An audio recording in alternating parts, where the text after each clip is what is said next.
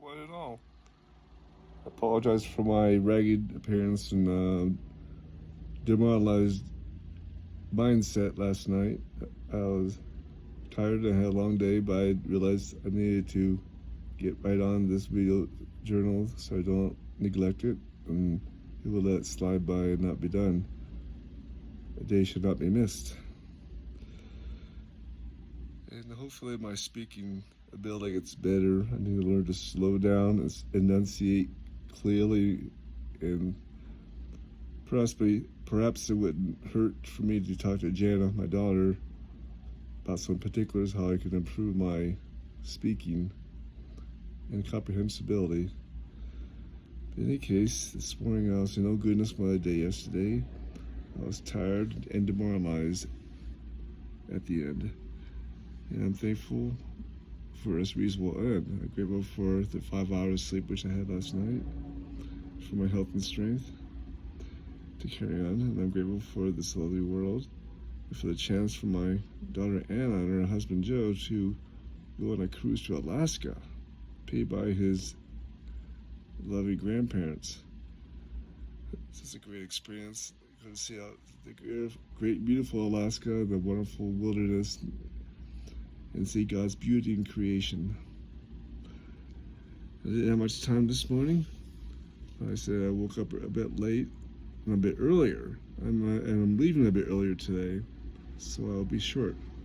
I wanted to get a few things done before I had to get to a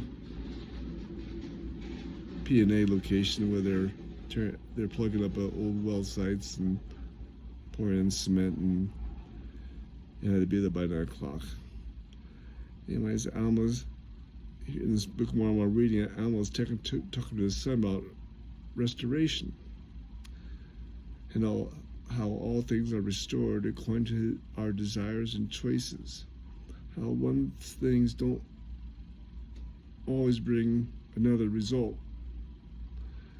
He told his son, do not suppose it has been spoken concerning the restoration that you shall be restored from sin to happiness. Behold, I say unto you, wickedness was never happiness. Leah taught his sons, men are that they may have joy. 2 Nephi 2:25. And Joseph Smith taught, happiness is the object and design of our existence, and will be the end thereof if we pursue the path that leads to it. And the path is virtue, uprightness, faithfulness, holiness, and keeping all the commandments of God.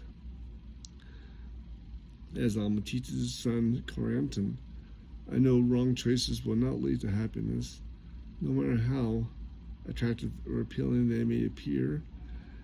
They lead to bondage, regret, despair.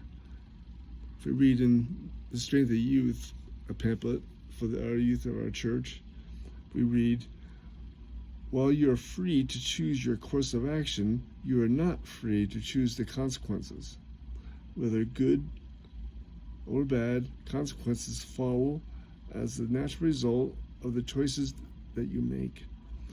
Some sinful behavior may bring temporary worldly pleasure, but such choices delay your progress and lead to heartache and misery.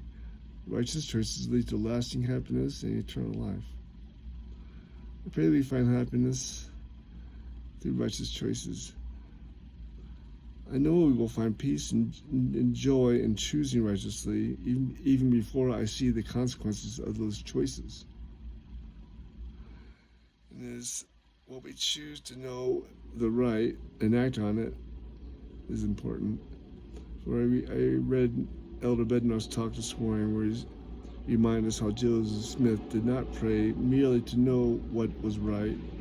Rather, he prayed to know what was right so he can do what was right. Joseph asked in faith and was determined to act in accordance to the answers he received. In my Isaiah readings this morning, I read how he describes the results of unrighteousness, where he said, he shall snatch on the right hand and be hungry. He shall eat on the left hand and they shall not be satisfied. They shall eat every man the flesh of his own arm. May we not trust in the flesh or unrighteous desires. May we truly say, as Nephi said in his psalm, in 2 Nephi 4, O Lord, I have trust in thee, and I'll trust in thee forever. I will not put my trust in the arm of flesh, for I know that cursed is he that putteth his trust in the arm of flesh. Yea, cursed is he that putteth his trust in man, or maketh flesh his arm. The angels begged the Lord to commence the harvest, the second coming. But the Lord replies in this verse, it says, The Lord saith unto them, Pluck not up the tares while the blade is yet tender, for our faith is yet weak. Therefore let the wheat and the tares grow together until the harvest is fully ripe.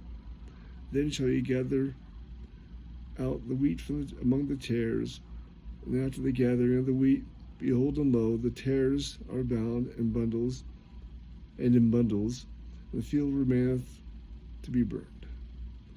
We learn from the parable of the wheat and tares that God's plan requires good and evil influences to coexist for a period of time. God will eventually separate wheat and tares, and that will be all put right. But in the meantime, in our current circumstances, we must allow our faith to grow strong. God is showing confidence in us by not removing every tear out of our lives at once. He's given us room to grow. We must be patient and see us with ourselves and deepen our roots amongst the turmoil and troubles which we face, and we shall grow closer to God. And one thought I had during driving today and working, I heard somebody speaking how the young wheat seedlings and the tares in the early stages are not distinguishable. You cannot tell them apart. Same, we're in our existence of the people around us. Until proven otherwise, you must assume people to be wheat or righteous, at least righteous hearts, righteous potentials, and not terror. That was an interesting thought. Anyways, have a good night. I'll be seeing you tomorrow. I'll say, you see Jesus Christ, amen. Love you. Bye.